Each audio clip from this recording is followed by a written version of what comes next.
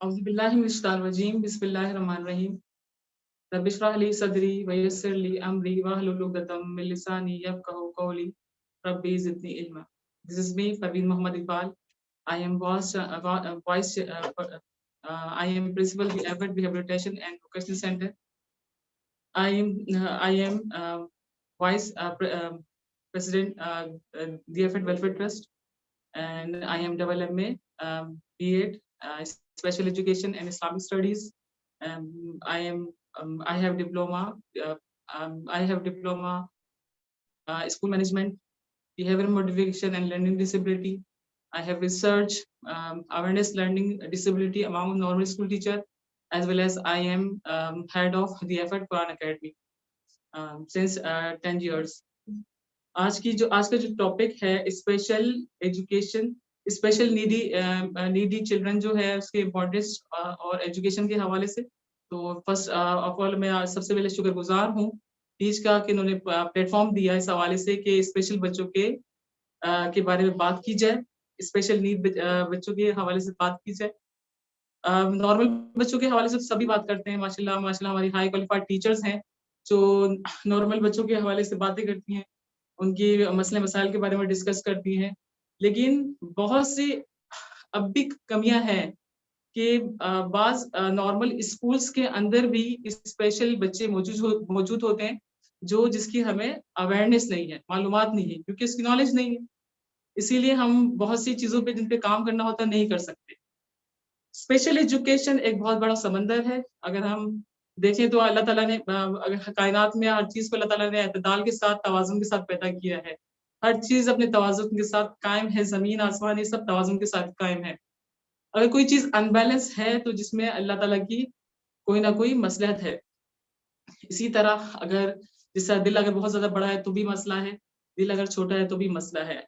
अगर आँख ज़्यादा बड़ी है तो भी देखने में बुरी लगती है, आँखें ज़्यादा छोटी तब भी वो, तो कोई ना कोई मसले मसाइल इंसान के साथ ज़िंदगी में लगे हुए होते हैं, जिसमें हमें हमें समझ नहीं आता क्या है, लेकिन अल्लाह ताला वही बेहतर जानते हैं इस मामले में। स्पेशल नीडी बच्चों के हवाले से मैं बात करूँगी तो सबसे पहले उनकी अ, वालिदैन की जो जिस वजह से स्पेशल बच्चा होता है, दुनिया में आता है, अगर हमें उस बारे में मालूम हो जाए तो बहुत सी मसले हल हो जाएँ, ख़ास तौर पे स्पेशल के हवाले से। तो इसलिए हम सबसे पहले स्पेशल बच्चों की वालिदा की जो ड्यूरिंग प्रेगनेंसी जिसे प्री नेटल कंडीशन कहेंगे और आफ्टर प्रेगनेंसी जिसे पोस्ट नेटल कंडीशन कहेंगे, उसके बारे में बात करेंगे। अगर हमें उस बारे में अवेयरनेस आ जाए या नॉलेज आ जाए तो स्पेशल बच्चे क्या दुनिया में पैदाइश काफ़ी हद तक कम हो जाए। प्रीनेटल कंडीशन में यानी दौरान हमल माँ की कंडीशन में जो वजूहात होती है उसके बारे में पहले मैं आपको बताऊँगी। वो ये है कि अगर माँ ड्यूरिंग प्रेगनेंसी अगर डिप्रेशन का शिकार है, तब भी स्पेशल बच्चा पैदा हो सकता है।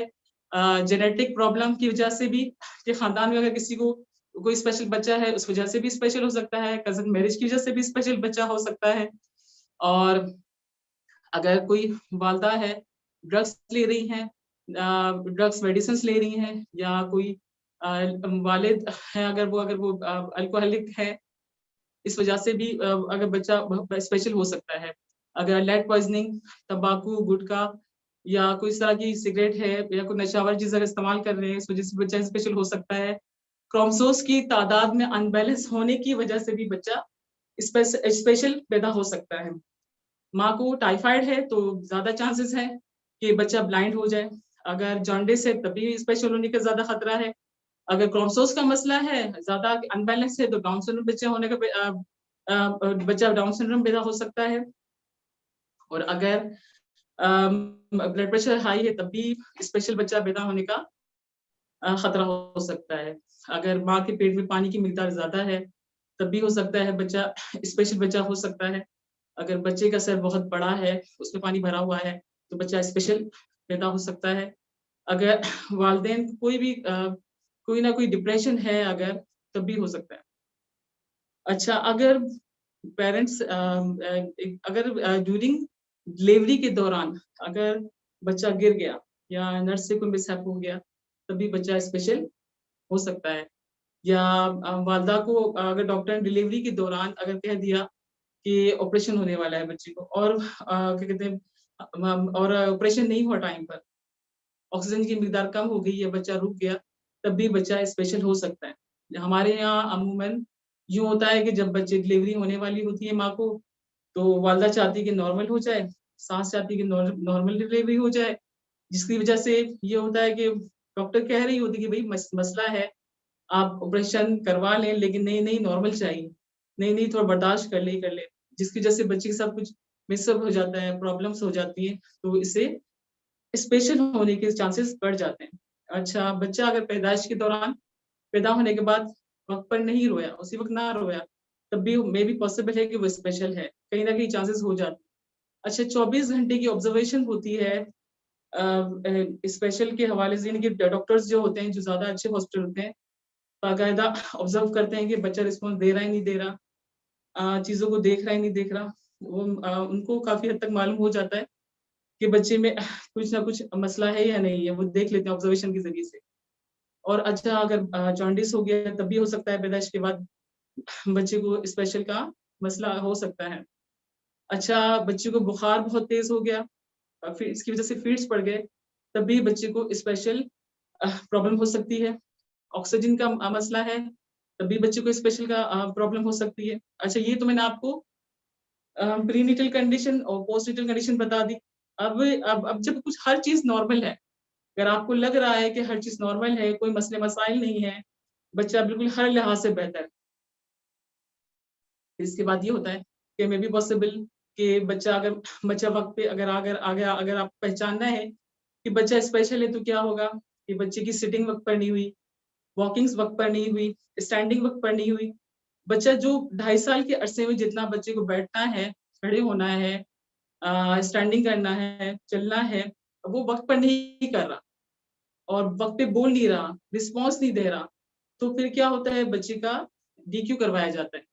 अमूमन पेरेंट्स लापरवाही का शिकार हो जाते हैं और क्या करते हैं कि वो लापरवाही का शिकार होते हैं, वो वक़्त पे डॉक्टर को नहीं दिखाते। इसके फिर स्ट्रक्चर बच्चे के सख्त हो जाते हैं या स्पीच प्रॉब्लम ज़्यादा बढ़ जाती है। तो जो ज़्यादा अवेयरनेस का शिकार जो ज़्यादा जिन पेरेंट्स को ज़्यादा अवेयरनेस होती है, वो उनकी कोशिश यही होती है कि किसी अच्छे डॉक्टर से डीक्यू करवा लें। अगर जिन पेरेंट्स को अवेयरनेस नहीं होती और जब वक़्त गुज़रने के बाद पता चलता है, तो मालूम तो फिर वो डॉक्टर कहते हैं कि बच्चा स्पेशल है, वक़्त पे बैठ नहीं रहा, बोल नहीं रहा, ये उसके साथ कोई मसला है। तो फिर आपस में वो पेरेंट्स ही लड़ने लग जाते हैं कि भई पेरेंट्स लड़ते हैं कि वो कहते हैं कि किसी ने जादू कर दिया या तुम्हारे खानदान वाले ऐसे ये वो अपने एक-दूसरे के खानदान वालों को ब्लेम करते रहते हैं। क्या कहते हैं, जादू हो गया या सेब का असर हो गया और फिर बाबाओं के चक्कर लगाना शुरू कर देते हैं। हालाँकि बच्चे को अ, उनको काफ़ी इलाज की, उनको काफ़ी केयर की बड़ी ज़रूरत होती है, लेकिन पेरेंट्स की लापरवाही का शिकार हो जाते हैं। अच्छा, डीक्यू करवाने के बाद अब जो माशाल्लाह जो ज़िम्मेदार पेरेंट्स होते हैं, वो या फिर किसी अच्छे डॉक्टर से मशवरा लेते हैं और फिर वो अगर वो कोई अच्छा स्पेशल इदारा है, वहाँ पे 5 साल से पहले बच्चे को अगर ले गए, उन्होंने उनका बच्चे की केस हिस्ट्री मालूम की, उनका असेसमेंट किया, तो ऐसे बच्चों का अर्ली इंटरवेंशन प्रोग्राम बनता है। अर्ली इंटरवेंशन प्रोग्राम में बच्चे psychiatrist, doctor, physiotherapist, speech therapist और वो सर के सारे मिलकर बाकायदा इसका प्लान बनता है बच्चे का कि बच्चे की कौन से जिस्म की पोजीशन है, अगर फिजिकल पोजीशन है तो उस पे काम करना है, क्या एक्सरसाइज करवानी है, ग़िज़ा का कोई मसला है, विटामिन डी की कमी है, तो कौन-सी सी ग़िज़ाएँ खिलानी है, अगर कोई और पोस्चर है, अगर कोई और मसले मसाइल है, स्पीच प्रॉब्लम है, तो स्पीच थेरेपी किस तरह करनी है, तो उसका बाकायदा अर्ली इंटरवेंशन प्रोग्राम बनता है और फिर पेरेंट्स की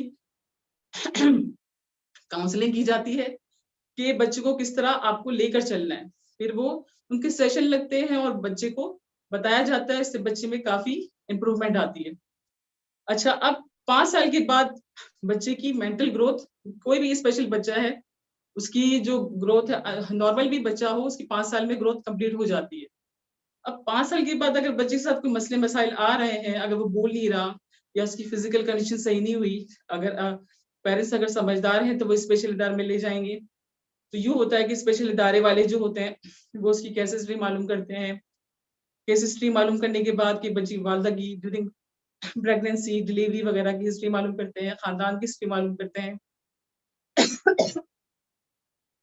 फिर ये होता है कि उसकी केस हिस्ट्री मालूम करने के बाद बच्चे का असेसमेंट होता है। असेसमेंट होता है, उसमें जायज़ा लिया जाता है बच्चे की कंडीशन का, फिजिकल कंडीशन का, मेंटल कंडीशन का, स्पीच कंडीशन का, हर तरह से बच्चे को ऑब्जर्व किया जाता है और मालूम किया जाता है कि बच्चे के साथ क्या मसला है, क्यों इस तरह कर रहा है। और असेसमेंट सिर्फ एक दिन में नहीं होता, उस असेसमेंट को महीने लग जाते हैं। लेकिन एक स्पेशल एजुकेटर जो होती है, वो उससे मालूम हो जाता है मसला क्या है, लेकिन असेसमेंट के लिए फिर भी टाइम लगता है। और ये होता है कि बच्चे का आईक्यू मालूम किया जाता है। 5 साल के बाद बच्चे का आईक्यू होता है और 5 साल से पहले जो बच्चा होता है उसका डीक्यू होता है, ये याद रखिएगा ये बात। और तो आईक्यू यानी ज़हानत का उनका जो ज़हानत का टेस्ट होता है, आईक्यू टेस्ट, तो फिर वो करवाते हैं, जिससे बच्चे की कैटेगरी मालूम होती है और उसकी क्लासिफिकेशन होती है कि वो माइल्ड है, मॉडरेट है, सीवियर है या प्रोफाउंड है। अच्छा, कैटेगरी से ये है कि आजकल इंटेलेक्चुअल, आज तो पहले तो एमआर की कैटेगरी के बच्चे कहा करते थे, वे आजकल सब इंटेलेक्चुअल में आ गए हैं, तो मालूम करते हैं कि वो इंटेलेक्चुअल है कि नहीं है। बच्चा डाउन सिंड्रोम है, ऑटिज्म है, एडीएचडी है, फिजिकल हैंडीकैप है वगैरह, ये मालूम किया जाता है। और क्लासिफिकेशन तो ऐसे होती है कि नॉर्मल जो आईक्यू जो होता है हर इंसान का 82 के करीब होता है, इससे अबव ज़हानत का स्कोर बढ़ता जाता है। 100 से अबव तो बहुत ज्यादा सही है। अगर 70 से लेकर, अगर 182 से अगर हम कम करें, 70 से लेकर 50 तक माइल्ड कंडीशन का बच्चा होता है। और अगर 50 से अगर 45 तक ले जाए तो मॉडरेट पे आ गया, और 34 से अगर 20 तक जाएगा तो वो सीवियर कंडीशन में आ जाएगा। और 19 से सिफर या 1 में हो तो प्रोफाउंड लेवल, यानी उसका दुनिया में होना या ना होना बराबर है। तो साइकेट्रिस्ट हैं, स्पेशली वो क्या कहते हैं, उनका आईक्यू अगर मालूम करते हैं तो उससे पता चल जाता है कि बच्चे का मेंटल लेवल कौन सा है, माइल्ड है, मॉडरेट है, सीवियर है या प्रोफाउंड है। अगर बच्चा माइल्ड है तो वो ट्रेनेबल बच्चा है, उसको आप ट्रेन कर सकते हो, हर लिहाज से ट्रेन कर सकते हो। मॉडरेट है तो आप उसको माइल्ड बच्चों को आप एकेडमिक भी करवा सकते हो, रीडिंग, राइटिंग स्किल, सोशलाइजेशन, सारी स्किल सिखा सकते हो। और मॉडरेट है तो उसको आप ट्रेन कर सकते हो, लिविंग स्किल सिखा सकते हो। सीवियर है तो उस पर मेहनत की जाती, कंडीशन बहुत ज्यादा हाई होती है तो उसमें बहुत से काम किए। परफॉर्म लेवल के जो बच्चे जो होते हैं उनका दुनिया में होना ना होना बराबर होता है, तो उसकी एक कंडीशंस होती है हर बच्चे की, और वो आईक्यू से मालूम हो जाती है। वैसे तो देखकर भी मालूम हो जाती है, लेकिन आईक्यू से एक रिपोर्ट सामने आ जाती है, ऑथेंटिक रिपोर्ट। अच्छा, जब इदारे बच्चे का जब आईक्यू हो जाता है, असेसमेंट हो जाता है, तो देखा जाता है कि अच्छा बच्चे का अगर आईक्यू अगर है माइल्ड है, चलो ठीक है, सही है, वो एकेडमिक अच्छा कर लेगा। उस पे बच्चे पे एरियाज पे काम किया जाता है, और स्पेशल इदारों में एरियाज पे self help, socialisation, cognition, communication और मोटर स्किल्स में फाइन मोटर, ग्रोस मोटर होते हैं, उस पे काम किया जाता है। सेल्फ हेल्प पे जो काम होता है, यानी इन एरियाज पे पहले बच्चों का एरियाज पे प्लान बनता है, जिसको इंडिविजुअल एजुकेशन प्लान कहते हैं। आईईपी प्लान बनाया जाता है स्पेशल बच्चे का इदारे में आने के बाद। तो सेल्फ हेल्प में बच्चे की ये काम होता है कि बच्चा अपने हाथ से खा ले, लिविंग स्किल्स जो होती है, खाना खा ले अपने हाथों से, अपने हाथ वॉश कर ले, वॉशरूम ट्रेन हो जाए, टाक ले, जूते पहन ले, अपना बिस्तर बिछा ले, कोई भी अपने काम जो है वो अपने हाथों से कर ले। सोशलाइजेशन में ये होता है कि बच्चे में मेल मिलाप आए। बास पेरेंट ऐसे होते हैं जो बच्चे जब मेहमान आते हैं तो छुपा देंगे, कोई चले कि हमारा बच्चा स्पेशल है। लेकिन जब इदारे के अंदर आता है, स्पेशल इदारे के अंदर, तो कोशिश यही होती है कि बच्चे को ट्रेन किया जाए सोशलाइजेशन के हवाले से, कि लोगों से घुले मिले, बात करें, हाथ मिलाए, लोगों के साथ खेले, उसमें कॉन्फिडेंस लेवल बढ़े। तो स्पेशल एजुकेटर जो प्लान बना वो सोशलाइजेशन पे होता है, उसकी कंडीशन को मालूम करते हुए। इसके बाद कम्युनिकेशन पे होता है कि बच्चे को बोलना है, लोगों से बात करना है। अगर स्पीच प्रॉब्लम है तो स्पीच का अगर प्लान बनता है, मम्मा पापा बोलना सीखते हैं, बोलते हैं अगर वो कोई बात कर रहा है तो उसकी बात को सुनना, या जिसे रिसेप्टिव लैंग्वेज कहते हैं। और अगर आपको बात को बताना है तो वो एक्सप्रेसिव लैंग्वेज पे वो बात जाती है, कि आप किस तरह उस बात को बयान कर सको, तो उसकी भी प्रैक्टिस बच्चों को करवाई जाती है। और इसके बाद फिर बच्चे मोटर स्किल पे बच्चे पे काम होता है, मोटर स्किल पे काम होता है बच्चे का। और फिर मोटर स्किल में ये होता है कि फाइन मोटर, ग्रोस मोटर पे, यानी हाथों के काम, पैरों की स्किल, जो पैरों के जो बड़े पार्ट्स हैं, हाथ के बड़े पार्ट्स हैं, उस पे काम होता है, जिसपे फोर्स बड़ा काम की मदद से बड़े काम होते हैं। स्पोर्ट्स बड़ा काम देता है, और बच्चे के इंटरेस्ट के हिसाब से बच्चे को स्पोर्ट्स करवाया जाता है। स्पोर्ट्स से काम होता है कॉग्निशन, जिसमें रिंग की पहचान है, रास्तों की पहचान है, चीजों की पहचान है, घर की पहचान है, एड्रेस है, बहुत सी चीजों की उसकी पहचान करवाई जाती है। तो उस पे काम होता है। एकेडमी में जो एकेडमिक जो करवाई जाती है, ड्रेसिंग, जो बच्चा ड्रेसिंग के से ड्रेसिंग करवाया जाता है। जो बच्चा इससे ज्यादा हाई लेवल का है, पढ़ना जानता है, लिख भी जानता है, खुद ही जानता है, उसको आगे के उस पे बाकायदा इंडिविजुअल एजुकेशन प्लान बच्चे का बनाया जाता है। इसके बाद बच्चे के बिहेवियर पे भी काम होता है। जो बच्चे हाइपर हैं, जो उसके बिहेवियर, बच्चों की हाथों को काटने की आदत होती है, बाज बच्चों को ये साउंड जो होता है, साउंड पे बोलने की आवाज, साउंड पे जो बच्चे बोल रहे होते हैं कि एक ही साउंड निकाल रहे होते हैं, तो उसकी थेरेपीज होती हैं कि उसको किस तरह ऐसा किया जाए कि वो जो साउंड है वो बोलना छोड़ दे, जिससे लोगों को इरिटेशन होती है। तो ऐसे बच्चों को सेंसरी रूम में भी ले जाया जाता है और फिर उस पे बिहेवियर पे काम होता है।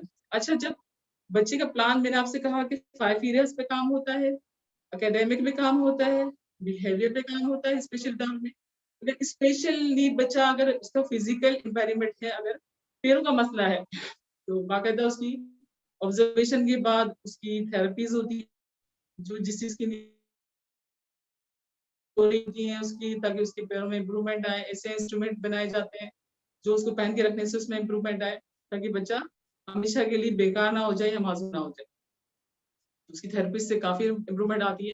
हमारे इदारे में भी कुछ बहुत से ऐसे बच्चे हैं जो गोदों में और चलना सीखे। बहुत से ऐसे स्पेशल इदारे हैं जो फीस के हवाले से काम करते हुए बहुत इम्प्रूवमेंट आता है। अच्छा, विजुअल इम्पेयरमेंट बच्चा है, विजुअल अगर किसी का मसला है, तो उस पे अगर कोई आईज की जो डॉक्टर होती है वो उस पे काम कर रही होती है, उनकी प्लानिंग होती है कि किस तरह उसको लेके चलना है। HI बच्चे वो का मसला है, ऐसे हालात बनाए जाते हैं, उनकी क्लासेस दी जाती है, वो देख के सीखे, हाथों के इशारे से उनको पढ़ना सिखाया जाता है। तो बाकायदा एक सेटअप होता है, उससे सिखाया जाता है। तो बाकायदा इनका अलग से काम बनता है, क्या अलग होता है।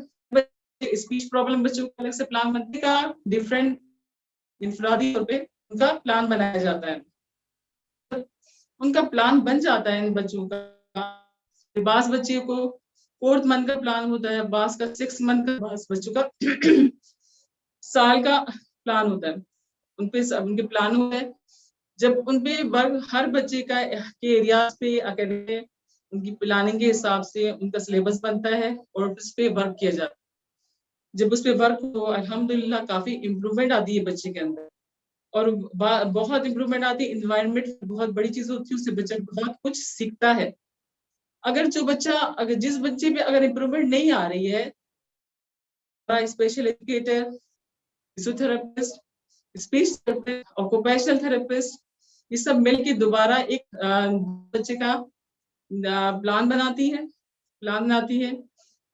पेरेंट्स करते हैं, जब उनका एवोल्यूशन प्लान में जब आता है तो सब पेरेंट्स को बुला के उनकी भी काउंसलिंग, कि आप इस तरह हमारी मदद करें, आप उसको इस तरह लेके चले, क्योंकि घर से भी बहुत कुछ मिस आता है या कुछ लापरवाही होती है जिससे बच्चा नहीं सीख पाता।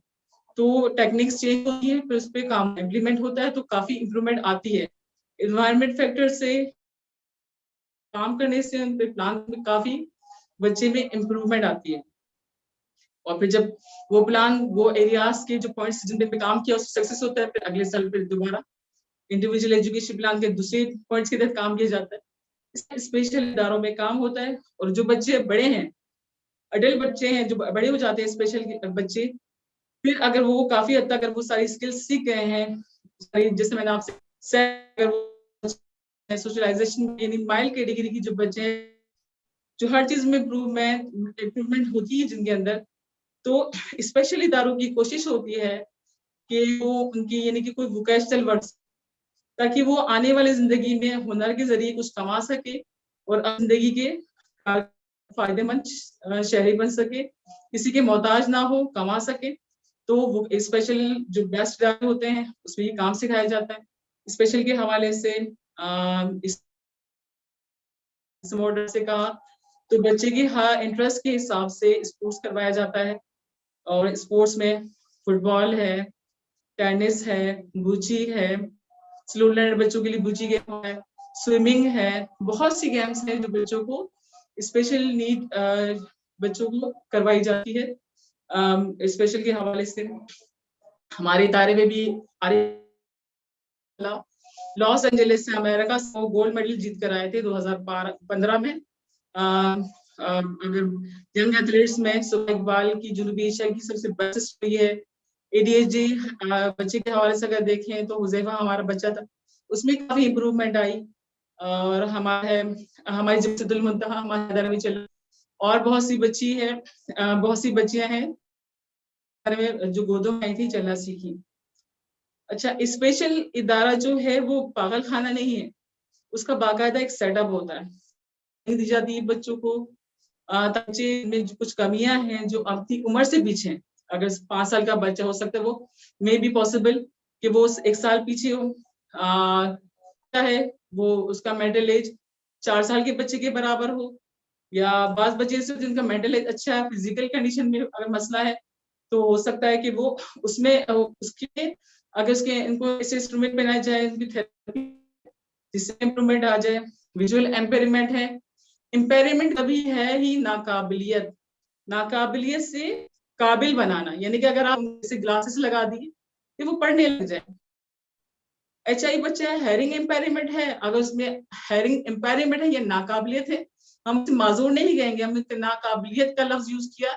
एम्पेयरमेंट, एम्पेयरमेंट अगर वो उसको कानों में सुनने में मसला है तो ऐसे आलात लगा दिए ताकि उसको सुनाई दे, पैरों में मसला है तो ऐसे इंस्ट्रूमेंट पहनाए, ऐसी थेरेपीज कराए ताकि वो चलना सीखे।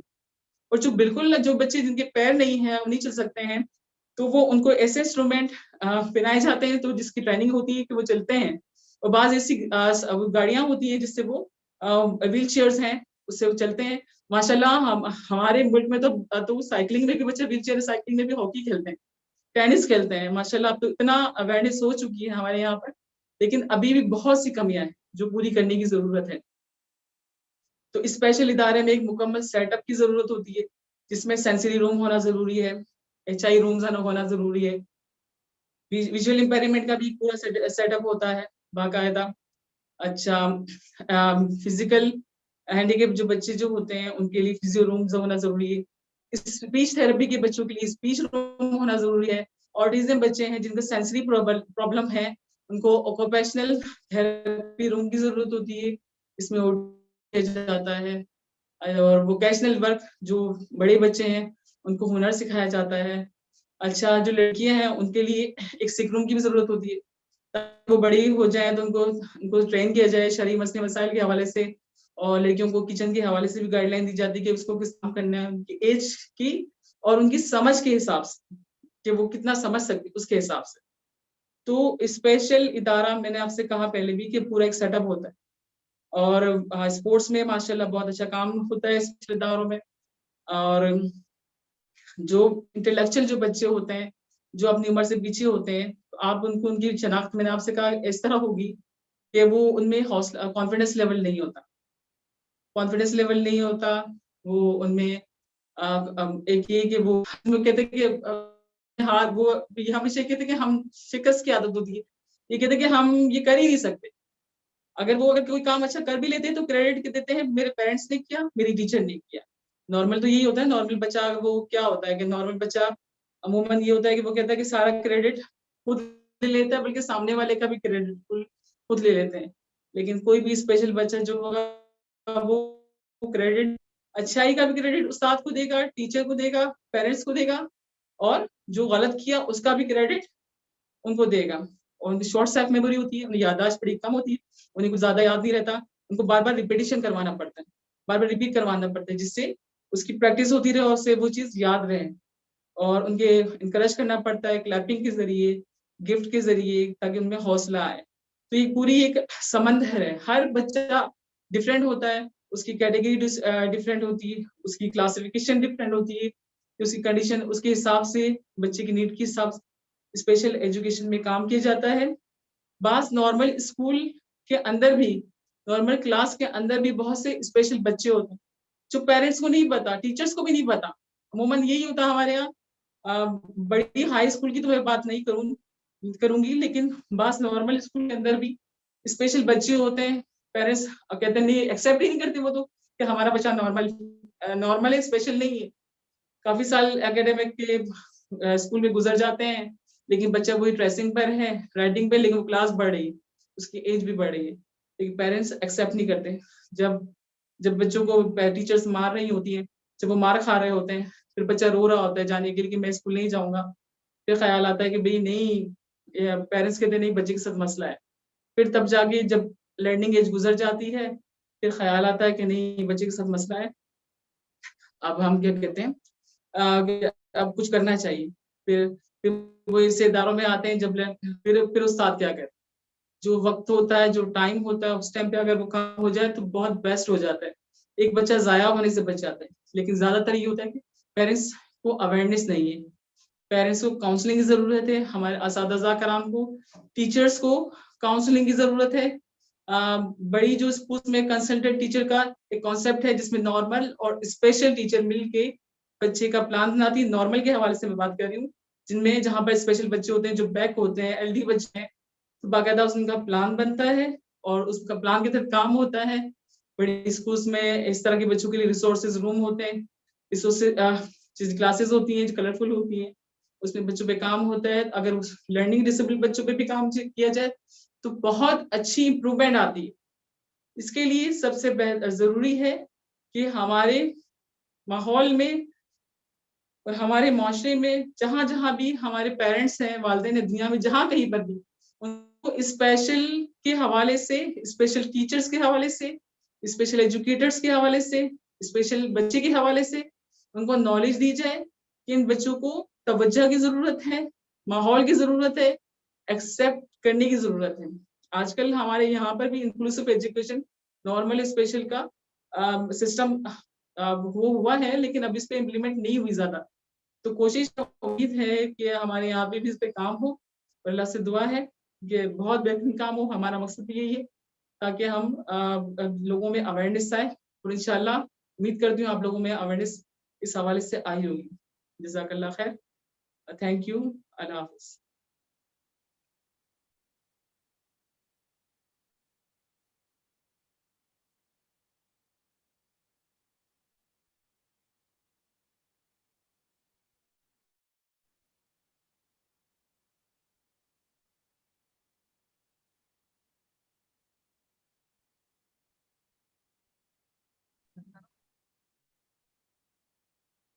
हाँ